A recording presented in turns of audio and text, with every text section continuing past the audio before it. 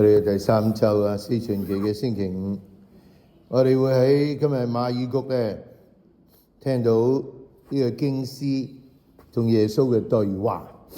佢問佢誡命裏頭邊個係第一條？耶穌咧用咗呢個聖經嘅説話咧，嗰陣時叫做法律同先知書咧去答佢。應該全心全靈愛天主。有耶穌講埋第2條咧，就愛人如己。呢個就係所有嘅誡命啊！但係當時咧，嗰啲經師咧強調咧，佢有630條呢啲咁嘅法條啦。佢哋要守啊，大大小小。所以係一個好繁重，但係真正嘅誡命咧係講緊呢一份內心嘅一份嘅意向。我哋做一樣嘢係為咩咧？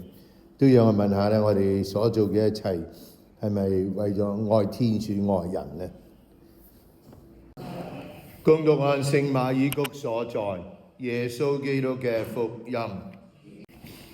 那時候有個經師上前來問耶穌說：一切誡命中，哪一條是第一條呢？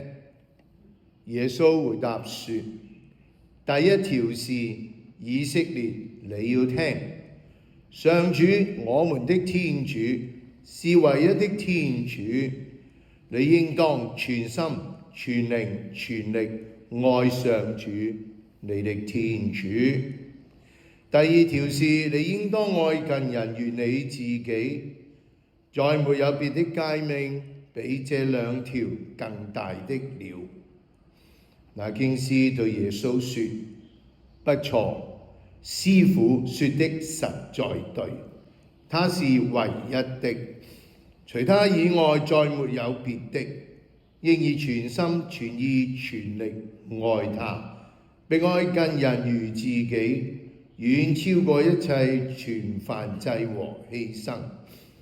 耶穌見他回答的明智，便對他說：你離天主的國不遠了。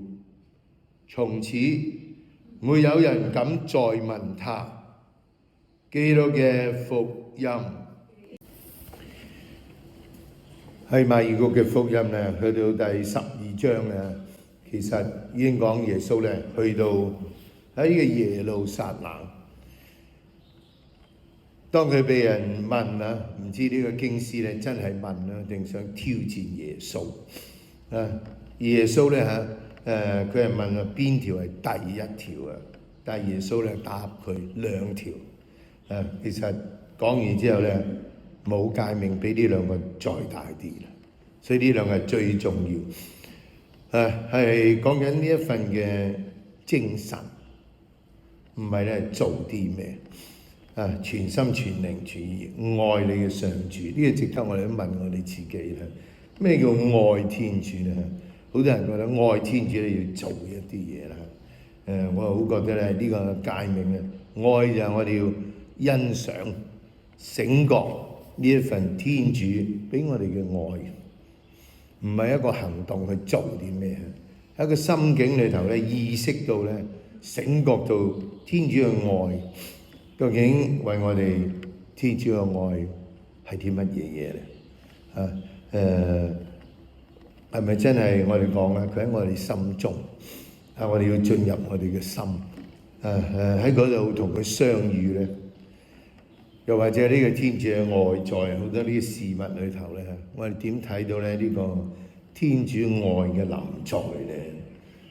我哋究竟睇到實在嘅嘢，定係背後？呢度都提到啦，我哋點由我哋睇嘅嘢裏頭睇出天主嘅偉大、天主嘅臨在咧？呢個就係我哋要問自己啦。而呢個人答得好清楚，重複耶穌講嘅嘢咧就係，不過強調佢係唯一嘅。唔知大家咧，我哋嘅天主係咪唯一的天主咧？我諗我哋大部分人嘅天主係一系列裏頭最後嘅嘢，唔係唯一啊！唯一佢應該係最高啊！同埋咧問點解係唯一啊？如果天主係完全完美咧，佢唔需要有第2樣嘢填補佢啊？點值得我哋問啊？我哋所愛天主係咪唯一嘅咧？定話咧我哋數來數去，佢唔係唯一嘅咧。耶穌咧答佢啊：如果你真係咁咧，你離天國不遠。呢個人一定咧都同天主一齊。而今日咧，歐瑟亞先知好美麗咁講到，天主嘅慈愛，有天主嘅人乜都有，樣樣都呢度講到我哋為而家大部分嘅人可能冇感覺啦。呢度講到啲開花結果呢份嘅美麗，一切嘅嗰啲美好嘅嘢，天主俾晒我哋究竟我哋面對如果我哋生命有呢啲問題嘅時候，我哋睇唔睇到？正係呢個時刻我要領會，究竟我係咪走緊天主嘅路？如果我跟佢嘅路走咧，應該完全暢行，讓我哋咧上行。究竟今日我哋係咪聽到佢嘅聲音？答唱詠提醒我哋我哋要聽到佢嘅聲音。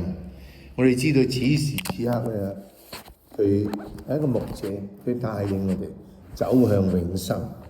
呢啲係咪我哋所尋求緊嘅咧？